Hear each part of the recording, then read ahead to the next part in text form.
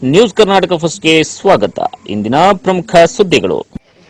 ನಮಸ್ಕಾರ, ನಾನು ಅಪೂರ್ವ ರಾಘವೇಂದ್ರ. ಈ ದಿನದ ನಗರದ ಜಿಲ್ಲಾ ಕಾಂಗ್ರೆಸ್ ಕಚೇರಿಯಲ್ಲಿ ಕೆಪಿಸಿಸಿ ರಾಮನಗರ ಜಿಲ್ಲೆ ಕರ್ನಾಟಕ ಪ್ರದೇಶ ಕಾಂಗ್ರೆಸ್ ಸಮಿತಿ ಬೀದಿ ಬದಿ ವ್ಯಾಪಾರಿಗಳ ವಿಭಾಗದ ಸಭೆ ನಡೆದ ಸುದ್ದಿ ನ್ಯೂಸ್ ಕರ್ನಾಟಕ 1ರಲ್ಲಿ ವೀಕ್ಷಿಸಿ.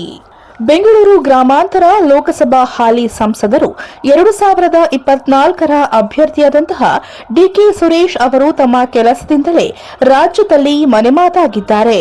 ಈ ಬಾರಿ ಲೋಕಸಭಾ ಚುನಾವಣೆಯಲ್ಲಿ ಡಿಕೆ ಸುರೇಶ್ ಗೆಲುವು ಸಾಧಿಸಲು ಕೆಲಸವನ್ನ ಮಾಡಲಿದ್ದೇವೆ. ಈ ಸಂದರ್ಭದಲ್ಲಿ ರಾಮನಗರ ಜಿಲ್ಲೆಯ ಎಲ್ಲಾ ವಿಧಾನಸಭಾ ಕ್ಷೇತ್ರಗಳ ರಸ್ತೆ ಬದಿ ವ್ಯಾಪಾರಿಗಳನ್ನ ಸಂಪರ್ಕಿಸಿ ಮತಯಾಚನೆಯನ್ನ ಮಾಡುತ್ತಿದ್ದೇವೆ ಎಂದು ಕೆಪಿಸಿಸಿ ಬೀದಿ ಬದಿ ವ್ಯಾಪಾರಿಗಳ ಸಂಘದ ರಾಜ್ಯಾಧ್ಯಕ್ಷ ಡಾಕ್ಟರ್ ಸಿಇ ರಂಗಸ್ವಾಮಿ ಅವರು ತಿಳಿಸಿದರು. ನಗರದ ಜಿಲ್ಲಾ ಕಾಂಗ್ರೆಸ್ ಪಕ್ಷದ ಕಚೇರಿಯಲ್ಲಿ ಆಯೋಜಿಸಿದ್ದ ಕೆಪಿಸಿಸಿ ರಾಮನಗರ ಜಿಲ್ಲಾ ಬೀದಿ ಬದಿ ವ್ಯಾಪಾರಿಗಳ ವಿಭಾಗದ ಸಭೆಯಲ್ಲಿ ಮಾತನಾಡಿದ ಅವರು, ರಾಮನಗರ ಜಿಲ್ಲೆಯ ಎಲ್ಲಾ ರಸ್ತೆ ಬದಿ ವ್ಯಾಪಾರಿಗಳನ್ನ ಸಂಪರ್ಕಿಸಿ ಕಾಂಗ್ರೆಸ್ ಪಕ್ಷದ ಅಭ್ಯರ್ಥಿ ಸಂಸದರಾದ ಡಿಕೆ ಸುರೇಶ್ ಅವರ ಪರವಾಗಿ ಮತಯಾಚನೆಯನ್ನ ಮಾಡುತ್ತಿದ್ದೇವೆ ಎಂದು ಹೇಳಿದರು. ರಾಮನಗರ ಜಿಲ್ಲಾ ಕಾಂಗ್ರೆಸ್ ಕಚೇರಿಯಲ್ಲಿ ಕೆಪಿಸಿಸಿ ಬೀದಿ ಬದಿ ವ್ಯಾಪಾರಿಗಳ ವಿಭಾಗದ ಜಿಲ್ಲಾಧ್ಯಕ್ಷರಾದ ಮುನಿಸ್ವಾಮಿ ವಿ, ಚಂದ್ರು ಹಾಗೂ ಸಮಿತಿ ಅಧ್ಯಕ್ಷರು ಕನಕಪುರ, ಚನ್ನಪಟ್ಟಣ, ಕೋಡಿಹಳ್ಳಿ, ಹಾರೋಹಳ್ಳಿ, ರಾಮನಗರ ತಾಲೂಕು ಅಧ್ಯಕ್ಷರುಗಳ ಸಹಯೋಗದಲ್ಲಿ ಬೆಂಗಳೂರು ಗ್ರಾಮಾಂತರ ಲೋಕಸಭಾ ಹಾಲಿ ಸಂಸದರು 2024ರ ಅಭ್ಯರ್ಥಿಯಾಗಿರುವಂತಹ ಡಿಕೆ ಸುರೇಶ್ ಅವರ ಪರವಾಗಿ ಮತಯಾಚಿಸಿ ಹೆಚ್ಚಿನ ಬಹುಮತದಿಂದ ಗೆಲ್ಲಿಸಬೇಕಾಗಿದೆ ಎಂದು ಹೇಳಿದರು.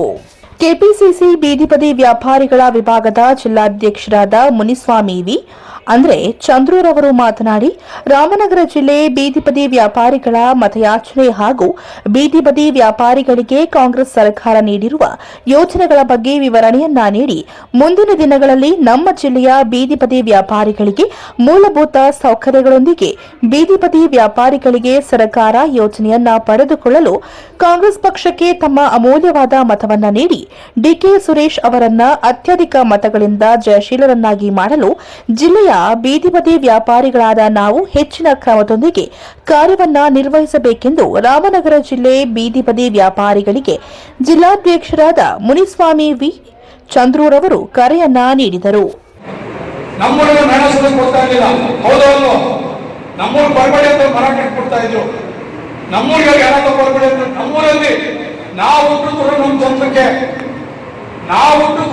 ಸಂಸ್ಕಾರ ಮಾಡಿಕೊಂಡಿಲ್ಲ ಅಂತ ಕೆಟ್ಟ ಕಾಯಿಲೆ. ತಂದೆಗೆ ತಾಯಿ ಇಲ್ಲ, ಮಕ್ಕಳಿಗೆ ತಂದೆ ತಾಯಿ ಇಲ್ಲ, ತಂದೆ ತಾಯಿಗೆ ಹೆಂಡತಿ ಮಕ್ಕಳು ಇಲ್ಲ, ಯಾರು ನೋಡಿಕೊಂಡು ಬರ್ತಾ ಇದ್ದೀರಾ? ನೀವು ಗಮನಿಸಿದ ಸಂದರ್ಭದಲ್ಲಿ ಸುರೇಶ್ ಅಂಗಡಿ ಕೇಂದ್ರ ಸರ್ಕಾರ ಬಿಜೆಪಿ ಮಂತ್ರಿಗಳು ತೀರೋಗ್ಬಿಟ್ಟು ಯಾವ ರೀತಿ ಮಾಡಿದ್ರು? ಜೆಸಿಬಿ ತಂದ್ರು. ಯಾರಿಗೆ? ಕೇಂದ್ರ ಸರ್ಕಾರದ ಹಾಲಿ ಮಂತ್ರಿ. ಅಷ್ಟೊಂದು ಕೆಟ್ಟ ಕಾಯಿಲೆ.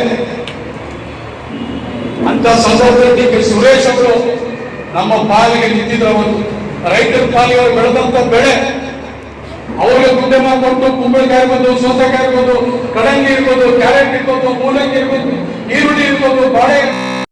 ಮುಖ್ಯ ಅತಿಥಿಗಳು ರಾಮನಗರ ಶಾಸಕರು ಇಕ್ಬಾಲ್ ಹುಸೇನ್, ರಾಮನಗರದ ಮಾಜಿ ಶಾಸಕರು ರಾಜು, ಕೆಪಿಸಿಸಿ ಬೀದಿ ಬದಿ ವ್ಯಾಪಾರಿಗಳ ವಿಭಾಗದ ರಾಜ್ಯಾಧ್ಯಕ್ಷರು ಡಾಕ್ಟರ್ ಸಿಇ ರಂಗಸ್ವಾಮಿ, ರಾಮನಗರ ಜಿಲ್ಲಾಧ್ಯಕ್ಷರು ಮುನಿಸ್ವಾಮಿ ವಿ, ಚಂದ್ರು, ಕೃಷ್ಣಮೂರ್ತಿ ಅಧ್ಯಕ್ಷರು, ಹಾರೋಹಳ್ಳಿ ವೆಂಕಟಪ್ಪ ಅಧ್ಯಕ್ಷರು, ಕನಕಪುರ ಶಂಭಯ್ಯ ಅಧ್ಯಕ್ಷರು, ಕೋಡಿಹಳ್ಳಿ ಸುರೇಶ್ ಎಎಂ ಅಧ್ಯಕ್ಷರು, ರಾಮನಗರ ನಗರ ಮಹಾದೇವ್, ಹರೀಶ್, ಚನ್ನಪಟ್ಟಣ ಸಮಿತಿ ಪ್ರಚಾರಕರು ಮಹೇಶ್, ಶ್ರೀನಿವಾಸ್, ಕೆವಿ ಕುಮಾರ್, ಅನಿಲ್ ಕುಮಾರ್, ಚಂದ್ರು, ಶಿಲ್ಪಾ, ಸಂಭಯ್ಯ, ಚೇತು, ವೆಂಕಟೇಶ, ನವೀನ್ ಹಾಗೂ ರಾಮನಗರ ಜಿಲ್ಲೆಯ ಎಲ್ಲಾ ತಾಲೂಕಿನ ಪದಾಧಿಕಾರಿಗಳು ಈ ಸಂದರ್ಭದಲ್ಲಿ ಹಾಜರಿದ್ದರು.